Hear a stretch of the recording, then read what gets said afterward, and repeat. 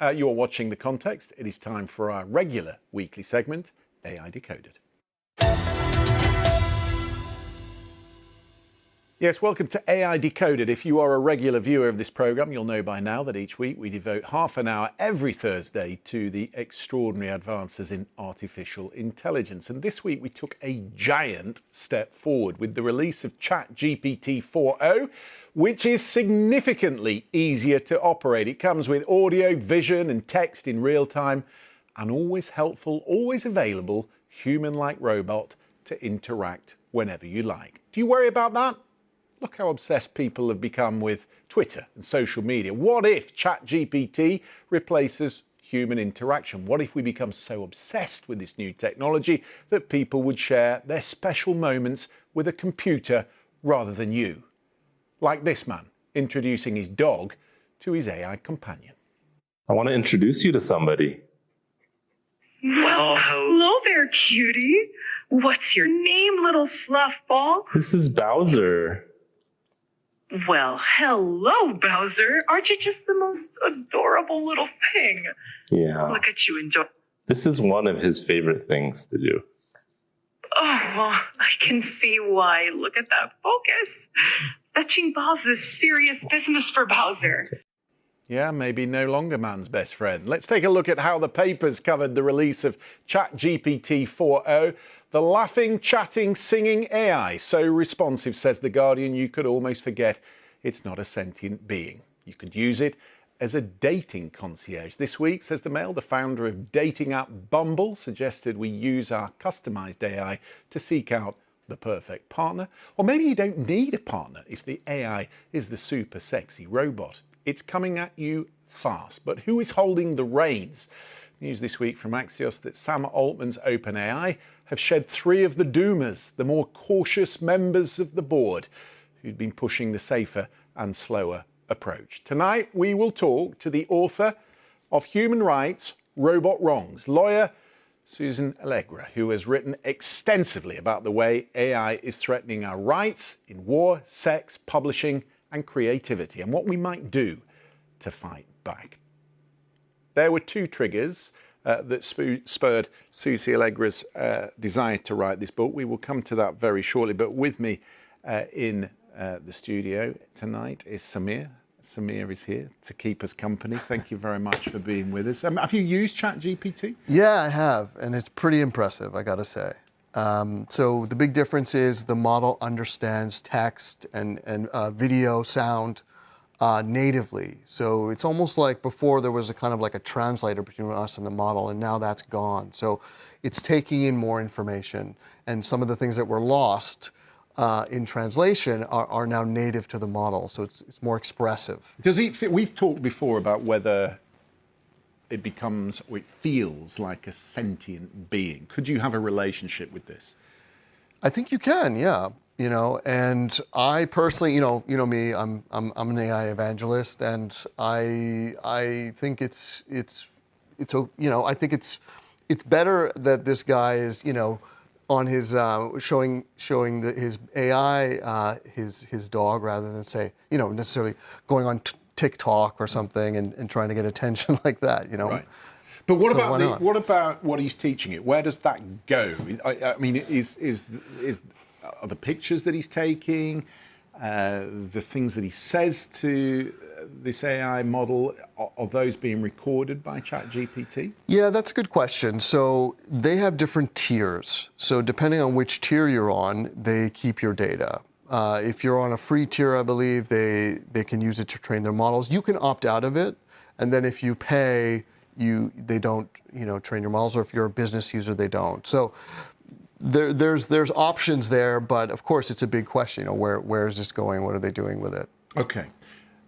Well, let me introduce you to Susie. As I say, there were 2 reasons that you wrote this book. One was the sudden explosion of ChatGPT, which we're talking about, and this narrative that everyone overnight could be, I don't know, a novelist or a painter. And then there was another story about this Belgian man who took his own life after a 6-week intensive relationship with an AI chatbot, which is the alarming part of this. What is it that most concerns you about where we're going? I think what really concerns me, and this news this week is really kind of the epitome of it, is what is AI for? Is AI for replacing humanity? Is it for replacing human connection?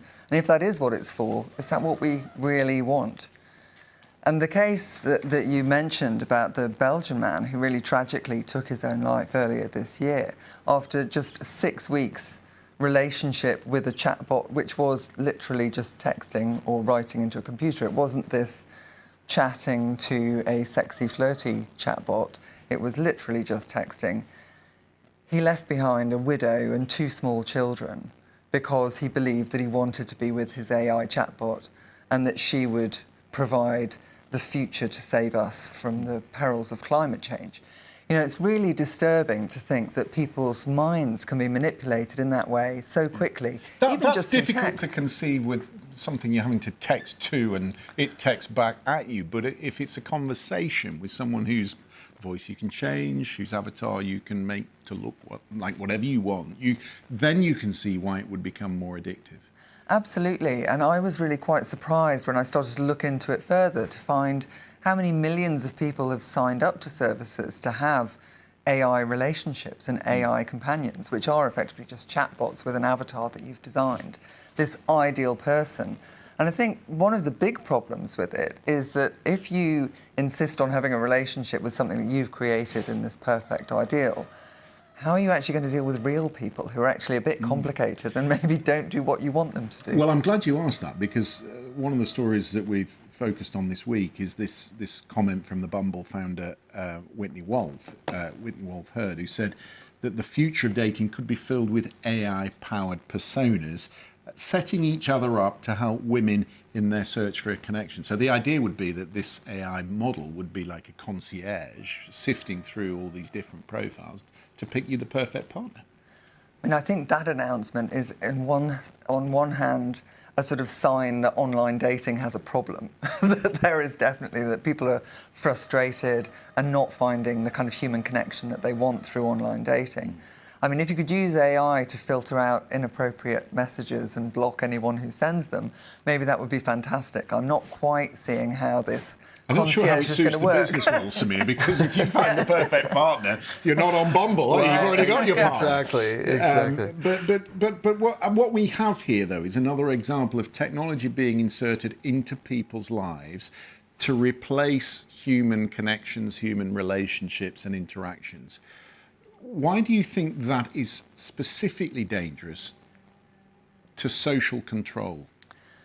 I think it's about corporate capture of society, of human society, and creating dependence as well. I think making us, separating us off from our friends and our loved ones, isolating us effectively and making us emotionally, psychologically and practically dependent on what is effectively a business model, I think is really worrying. What happens if you switch off the electricity? And that's one of the things with one of the companies that run these AI chatbot relationships, Replica, when they were having problems with seeing sort of abuse filtering through the system, and they closed down the possibility for sexting, people were suddenly bereft of these relationships that they thought they had, which could just be switched off by a change in the business. What happens if the business goes bankrupt?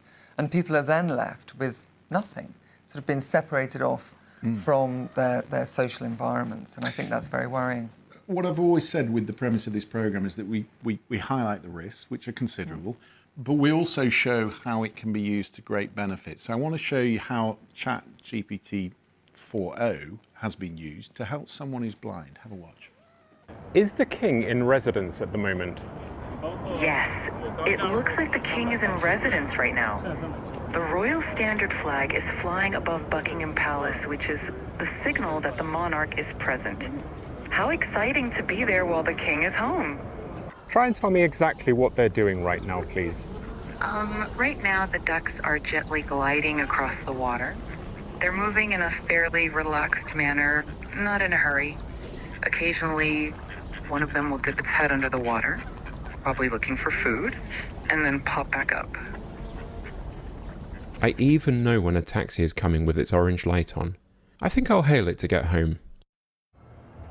Yes, I spotted one just now. It's heading your way on the left side of the road. Get ready to wave it down.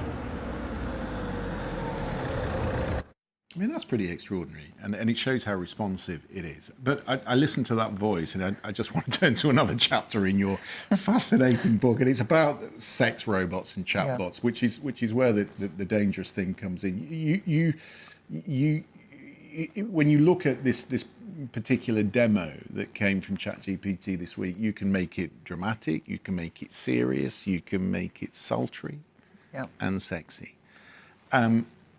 And that, I think, is where a lot of people might become concerned. I mean, are we going to have young men, particularly in bedrooms, who don't interact with one another, who lose the ability to communicate? Well, it's what we're seeing already, as I say, even just with the basic chatbots. So this is really just supercharging it. And I think when you look at use cases like that we've just seen, that's fantastic. But that doesn't mean that you necessarily need it for everything, all the time, everywhere. And I think that's one of the problems we see with the way AI is being rolled out, is creating dependencies and sort of creating social phenomena instead of looking at discrete use cases. And I think the relationship question really is problematic. And I think this is just, as I say, looking at where we are already, in 2 years' time, it's going to be hugely problematic. There was one other story I did quickly want to look at before we go to the break. Is this, who's got the reins on this? Who's holding regulation within companies? Because there were these three figures within OpenAI who were known as the doomers. They were the people who were saying, look, we need to test this, we need to exercise great caution, Samir. And they're out. They were seen as the drag, in a way, on corporate profit, and they're gone. They are, yeah. So, it's hard to know what the circumstances were, whether this is fallout from what had happened before a few months ago, and they wanted to wait, or, I guess we'll find out what the... Because some of this was mixed up with the idea of getting Sam Altman out of the company. I think so. When I look at this, it feels to me like this was something that they decided a while ago, but they didn't want to do it all at the same time for the good of the company. And I understand that some of them have gone to Anthropic, which is more, has more ethical safeguards in place, and for the product. Does that quickly worry you that these sort of people are being pushed out for profit? In a way, except, I'm a lawyer, so I sort of believe that while the wheels of justice turn very slowly, effectively they will provide the guardrails, and that it's not just about corporations and the people in corporations to guarantee our future. So I think we're seeing regulators and courts catching up, even with things like you mentioned earlier about social media. Things are starting to catch up. It takes a while. I don't think it's just about who's in the corporations. It's also about who's watching the corporations and regulating the corporations. Well, I'm glad you said that, because next week we are going to speak to Commissioner Vestager in Brussels. We're going to talk about rules and regulations. Also, we're going to focus on some of that in the US Congress as well. Susie Allegra, thank you for coming on tonight. The book is Human Rights, Robots, Wrongs. It's quite a good read. You should pick up a copy. After the break, the world in your pocket. The new AI app released just 30 hours ago that can translate any language in real time on your phone. I'll show you how it works. In fact, we'll give you a demo and we will speak to the creators. Welcome back. Let me paint you a picture. You are the creator of a new product that could be sold in almost any market around the world, but you're limited by language. You don't have an interpreter, but then no one really sells your product as well as you can. So what if you could speak to your new clients, maybe a room of clients who all speak different languages at the same time, in real time, and in their language? Welcome to Interprify.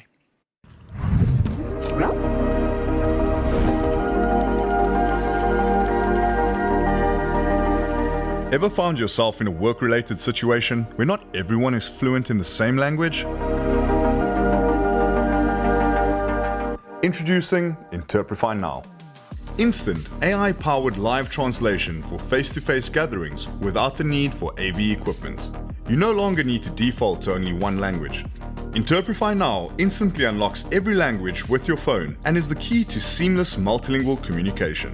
Whether you're in business meetings, guided tours, coaching sessions, negotiations, and more. Once the initial setup is done, all you have to do is share your QR code with your participants. Participants scan the code to access Interprify Now. Each attendee chooses the language they want to listen, read, and speak in. And just like that, your gathering is officially multilingual. God, how I've needed this for so long. With me is Sven Schumacher, Marketing Director of Interprify, and also here for our demo tonight, the CEO of Interprify, Oddmund Bratten. Thank you both for coming in. So how does it work? Let's go through how it works. Christian, thank you very much. It's a pleasure to be here. So first of all, what we're going to be showcasing you tonight is an innovative way of how people can communicate.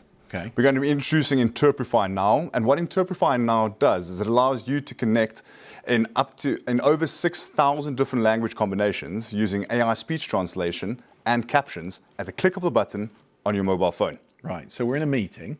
Correct. And we're all going to link together on our mobile phones. What have you got on your phone? Show your phone to camera 2. Right, can you see that? So there's like a barcode there, which I'm now going to scan with my normal photo app. Okay, so then it brings up Interprify. Type in my name, correct? Yeah, so it says Christian. I don't know if you can see that. Can you see that? It says Christian Fraser. So I'm joining this group, and it says here, so there are two functions basically. It says on the left-hand side, it says English, which is what I'm going to hear. Yes. And it has English, which will be the text which will appear on my phone. That's your captions. This is where you come in. Indeed. All right? So Oddmund is going to speak Norwegian because he speaks Norwegian and I don't. And hopefully, we try all sorts on this program. It never goes right. So here goes nothing. But hopefully you're going to talk and I have a mic on the phone which people should be able to hear. All right? So away you go. Talk to us in Norwegian. Tusen takk for at du har oss her I dag. Jeg veldig glad for å presentere vårt nye produkt, som baserer seg på AI-teknologien vi har utviklet de siste par årene. Hvis du en We are very pleased to present our new product, which is based on the technology we have developed in the last couple of years. If you are an international organization or have international guests, then you can offer interpretation in 80 different languages. It's very simple. You only need mobile phones and our simple application. This is, come on. It's amazing, right? Then you let technology again do the magic and connect everyone. People will be texting in and say, oh yeah, but you can do this on Google. You can speak a language and it will translate into another language. But the point is, you then have to share your phone with someone else, right? Exactly that, Christian. And that is the difference with this. So everybody can have their mobile phone. You don't need any special kit. And you can have as many languages in the room as you want because it's translated into their language. So what is the practical application of that? Explain to me how it's going to create profit for businesses, smaller businesses, medium-sized businesses who can't afford an interpreter. Well, great. Well, let's take a practical solution, scenario. We're in London. We've got the open tour buses, right? With those buses, we've got multiple different cultural aspects of tourism that is entering and visiting London on a daily basis. Right. With those tour buses, they've got dedicated times for specific languages based on what translators were available at what time. What we're allowing them to do with Interprify Now is that they can equip their guests or their tourists with the Interprify Now app, regardless of which language they speak, and they'll be able to listen, hear, and read. So you don't need German buses on one particular day. You can have a mixture of different languages. Therefore, you can fill your bus. You can up your profits. Correct. Okay. So those 10 buses don't have to necessarily have time slots. Equally, if you, as I said at the top, if you had a program, a product you wanted to sell, you didn't necessarily speak the language, you had different, say you were working for Vodafone, you go to Vodafone in Europe, all the different countries there, you'd be able to speak to them in real time. What about dialect? There are so many different dialects. How good is this? And does it catch everything? It's very good. It's better than most people at understanding accents and dialects. If they speak normal English or their language, if you use very slang words, it might not get it. But it's trained on a lot of data and it's getting better all the time on dialects in various languages. So 80 languages. different, we tried it in Ukrainian today. There are 80 different languages. As you say, 80 times 80 is over, what? 6,000 language combinations. Over 6,000 language combinations. It can do all of them. What do you make of this, Samir? You say you're the evangelist of AI. Is this what you would take to the altar? I mean, I noticed that the real-time streaming is really strong. You know, I noticed that. I do wonder about how you guys, just as a question that I face as well, how do you compete with OpenAI if OpenAI decides to do something like this, you know, tomorrow? That's a good question. How do you, if you're the smaller players, do you get swamped by the big boys? No, we actually utilize the technology from the big boys that's out there. We don't develop our own core technology. And actually the big boys, when they are at a corporate gathering, they're using us, our technology for their own internal meetings or for their customers. So is it true? We embrace this development, and we develop it for the professional users. So it's more of a specific use case, right? It's specific, but for professional use cases, multi-language, multilingual. Where does this technology go, do you think? Well, at the rate that AI is advancing, and some of the innovations that we've been producing, I would say the sky's the limit for the technology itself. From the Interprify side of things, we've definitely got some more innovations that are coming out that is really going to excite the world and advance our Interprify AI solutions itself. But the technology itself, it's really going to evolve into something I feel is going to be a human aid. There's a lot of conversations around this is going to replace. I don't think it's replacing. I think this is aiding. Take Interprify now, for instance. This is helping us bridge the language barrier in communications with different people, different cultures and languages. It just struck me, a lot of our communications these days are through, obviously, conference sites, through Teams, or something like that. Do you have it incorporated into those sort of websites? That's where we're coming from. So we've integrated into 80 different platforms, Teams, Zoom, and you name it. So this is more a product just for on-site to have in your pocket, but we also have the integration in the online platforms. So yeah, definitely. I'd set my Vista very large, but I'm sort of looking at this thinking the next time I go to Spain and I need a plumber, I can talk about the technical things that I can't say, you know, because a lot of my language is colloquial and it revolves around a bar or something like that. But this you could do anything with, right? You can talk to anybody about literally anything. We're out of time. It's a fascinating thing, some extraordinary technology coming out, which we do try and show you every week on this program. Sven, Hodmund, Samir, lovely to have your company again on the programme. We will be back next week with a look at the rules and the regulations. What is governing? Who is governing AI? And what can we expect from our lawmakers? That's coming up next week. Thank you for watching.